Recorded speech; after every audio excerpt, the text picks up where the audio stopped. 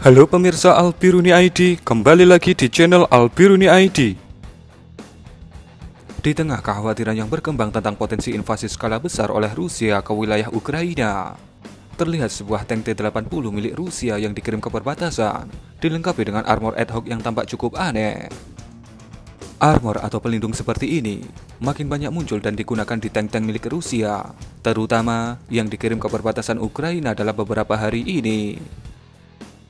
Kandang baja ini, alias lapisan armor ini, Anda sebagai pengamat militer tentu sudah langsung tahu fungsinya, yaitu untuk melindungi tank dari serangan langsung dari sisi atas. Secara tradisional, perlindungan tank difokuskan pada bagian samping tank, bagian depan, dan bagian belakang. Tapi, karena pertempuran saat ini sudah tidak tradisional lagi, maka dari sisi atas juga perlu untuk dilindungi. Beberapa foto tank lain yang menggunakan pelindung bagian atas ini terlihat pada tank-tank Rusia yang ditempatkan di wilayah Crimea. Tetapi, memang terlihat sedikit berbeda untuk desain pelindungnya. Sepertinya, Rusia masih belum melakukan standarisasi mengenai perlindungan dari atas ini. Atau mungkin, sekarang Rusia sedang merancang standar baru untuk perlindungan dari atas untuk tank-tank mereka. Atau bisa jadi, yang kita lihat saat ini adalah fase eksperimen dari pihak Rusia.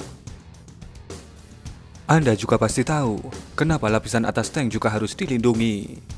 Jawabannya, karena pasukan Ukraina saat ini sudah mengoperasikan anti-tank Javelin, di mana ATGM asal Amerika ini menyerang bagian atas tank.